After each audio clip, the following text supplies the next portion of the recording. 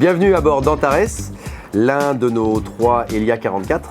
C'est le premier Elia que j'ai acheté du coup en 2015. Comme le reste des Elia, c'est vraiment des bateaux idéaux pour une croisière à 8 voire 10 passagers. C'est vraiment spacieux, c'est des bateaux qui naviguent bien à la voile.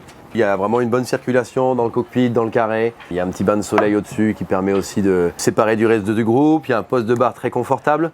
Les voiles sont neuves, le gréement est neuf. On a refait les vernis intérieurs, les salles de bain, l'annexe est neuve, le moteur d'annexe est neuf. Toute la sellerie a été refaite cette année. Sellerie plus literie, donc vous avez des matelas neufs et une sellerie toute neuve. On a refait des refits des deux moteurs inboard qui sont des Volvo des 240, de 40 chevaux. Et depuis le mois dernier, on a installé une grosse plateforme photovoltaïque avec 3 panneaux de 450 watts. Donc pour plus d'autonomie, mais surtout pour avoir assez de puissance pour pouvoir faire tourner le désalinisateur. Quand il fait beau, bien entendu, entre midi et 14h, vous allez pouvoir faire tourner le désalinisateur de 100 litres/heure sans avoir à allumer les moteurs. Donc ça, c'est quand même pas mal, c'est une belle avancée. On va commencer cette petite mise à main par l'énergie à bord et les moteurs. Donc comme les autres Elia 44, on va avoir pas mal de choses dans la soute arrière tribord. Donc sur ce modèle-là, on va avoir deux 40 chevaux. Et ce qu'il faut surtout retenir, c'est que donc, à tribord, on va avoir un gros parc de batterie que j'ai en plus augmenté. On a 750 ampères de réserve qui sert au démarrage du moteur tribord, mais également à toute la servitude. Vous n'aurez pas de souci d'énergie à bord dans le sens où le bateau est complètement autonome, avec les 1400 watts de panneaux solaires. Ce qu'il faut surtout retenir, voilà, c'est qu'on va avoir un boîtier électrique dans le compartiment arrière tribord, où se situe notamment le disjoncteur de guin d'eau. C'est un petit disjoncteur thermique. Quand on va demander trop d'effort au guin d'eau, il va disjoncter. Donc la petite languette sera vers le bas. Donc là, vous n'aurez plus de réponse dans votre télécommande. Donc le but du jeu, c'est de ne pas le faire disjoncter. Maintenant, si ça arrive, premier réflexe, c'est de venir voir dans la soute arrière tribord. Et si c'est le cas, s'il est disjoncté, on remonte la petite languette vers le haut pour que le guin d'eau refonctionne. À la table à cartes, un peu comme sur la table à cartes de quasiment tous les bateaux, on va retrouver les jauges avec, très important, le contrôleur de charge Victron, donc, qui va nous indiquer plusieurs données. La tension, donc là on peut voir que les batteries sont très élevées, il est midi, les panneaux solaires sont en pleine charge, on est à 100%, donc on régule. Voilà, c'est un outil qu'il faudra quand même regarder assez régulièrement, surtout quand vous allez lancer le désalinisateur sur les panneaux solaires.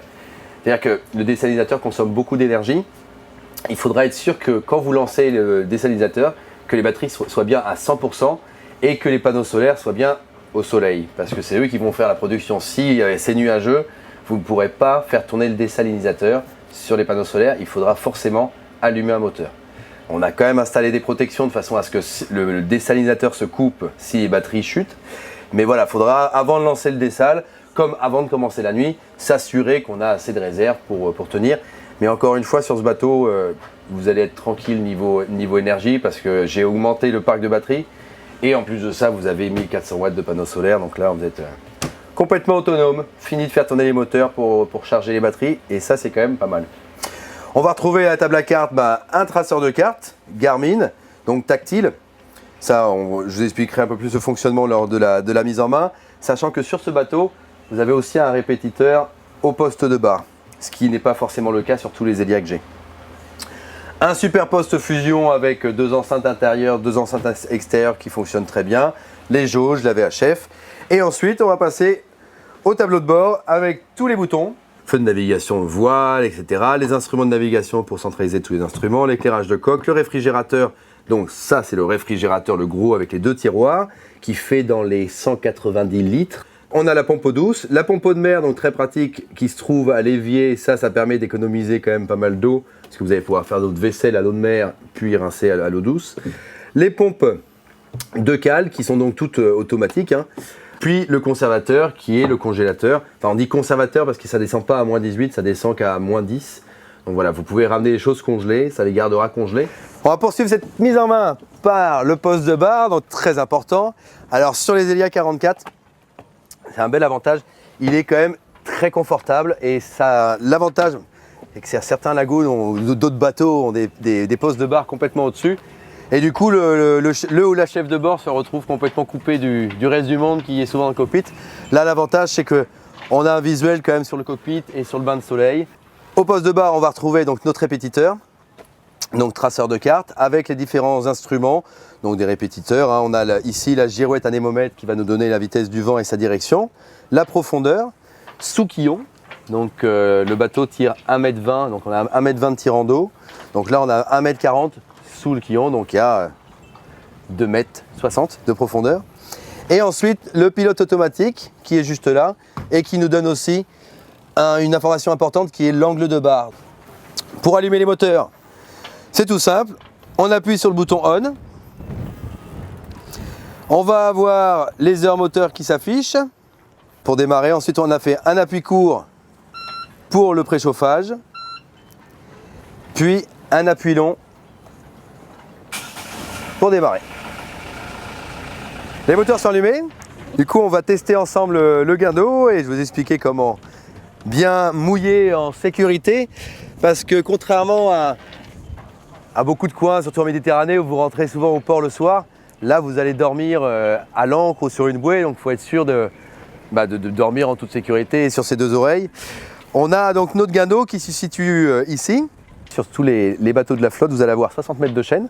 Donc ça peut paraître beaucoup, mais c'est en fait ce qu'il faut aux Antilles. Vous allez souvent mouiller dans 2-3 mètres d'eau. Maintenant, ce que je veux vraiment insister sur un point, c'est que beaucoup de clients arrivent avec un ratio de 3 à 5 fois la profondeur pour mouiller. Sachez qu'ici, vous allez souvent mouiller dans 2 mètres d'eau.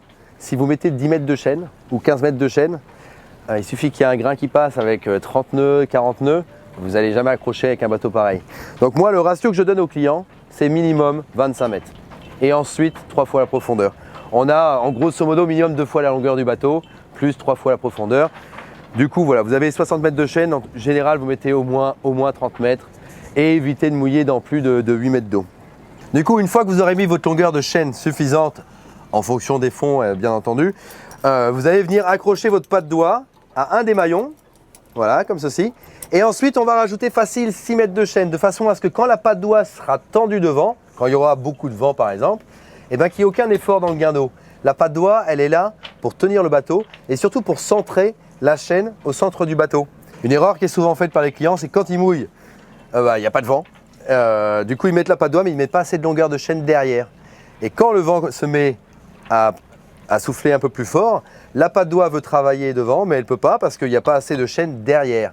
Et là, le bateau se met à tirer les bords et c'est comme ça qu'on décroche. Donc, pensez là, surtout à mettre la patte doigt, à mettre assez de chaîne derrière et ensuite à venir tester son mouillage. Là, je vous autorise à mettre un bon coup de marche arrière pour s'assurer qu'on ait déjà amorcé l'enfoncement de l'ancre dans le sol, mais surtout s'assurer qu'on a mis assez de chaîne derrière la patte doigt. Voilà pour ce qui est du mouillage. Ce que je voulais vous montrer, c'est que l'avantage des Elia, alors ça c'est pour ceux qui veulent faire des trips kitesurf ou windsurf, etc. On a un énorme coffre ici. Si vous avez des choses à stocker, du matériel de kite et tout, c'est quand même assez pratique. Niveau navigation, on va avoir notre chariot de grand voile ici, un winch ici qui sert pour l'écoute de grand voile et donc pour le chariot aussi. Un winch ici pour nos 2 écoutes de génois qui sont donc renvoyées toutes les 2 ici. Et ici un winch pour tout le reste du piano. Ça va être donc pour hisser la grand voile avec la drisse de grand voile qui est ici. Ce winch électrique, avoir 2 positions. Ça va être le cas aussi pour l'enrouleur et pour la prise de riz. Voilà. Tout est ramené au poste de barre, ce qui est quand même assez pratique, mais ce qui devient relativement courant sur tous les bateaux modernes. On va finir cette petite mise en main par le désalinisateur. J'en profite juste pour montrer que j'ai fait installer aussi une main courante. Là, je vais essayer de reproduire ça sur les 2 autres Elia. Une main courante qui permet de fermer un peu la jupe, sécuriser la jupe, mais c'est aussi surtout plus pratique pour le barbecue, parce que comme ça il y a moins de fumée qui rentre à l'intérieur, parce qu'avant il était positionné sur le balcon ici. Donc voilà, c'est un petit plus sur Antares. Le désalinisateur, il se trouve dans la soute arrière bâbord. C'est un désalinisateur maison, donc voilà, il n'y a rien d'électronique, tout est manuel. Donc c'est un désal 12 volts de 100 litres/heure, comme je vous l'ai dit. On va avoir un petit tuyau comme ça qu'il va falloir d'abord sortir dehors. Je vous explique, ça c'est le testeur. Les 30 premières secondes de production, en général, l'eau n'est pas encore complètement dessalée. Donc on ne va pas la mettre dans les réservoirs, on va l'éjecter dehors. Une fois qu'elle sera bonne, donc c'est à nous de tester, on va basculer la production dans les tanks. Tout simple d'utilisation, on va avoir un petit tableau de bord comme ça avec booster pompe, c'est marqué en dessous, et high pressure pompe, 2 interrupteurs. La booster pompe, c'est la pompe qui emmène l'eau aux filtres qui sont là. La high pressure pompe, c'est la pompe qui va mettre qui va pouvoir monter en pression, la pompe haute pression. Donc on allume la booster pompe et ensuite on allume la high pressure. Pour l'instant, on ne produit pas, on fait juste circuler de l'eau. Avant de monter en pression avec la petite vis de mise en pression qui est là, je vais vous demander de bien vérifier qu'il y ait bien de l'eau qui sorte entre les deux coques. Une fois qu'on a un beau jet dehors, là on va venir monter délicatement en vissant la vis. On va monter un petit peu au-dessus de 40 bars de pression. Voilà, et on y est, vous allez voir, vous allez avoir de l'eau qui va commencer à sortir.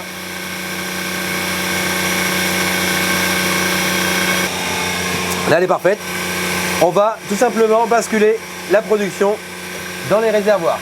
Donc là ça coupe, on a une vanne ici avec marqué test tank. Donc là on a coupé le testeur et ça envoie la production directement dans les réservoirs. Quand on a terminé de produire, donc voilà, vous faites tourner une petite heure tous les jours ou 2 heures en fonction de vos besoins. On va faire l'opération inverse. On revient sur le test.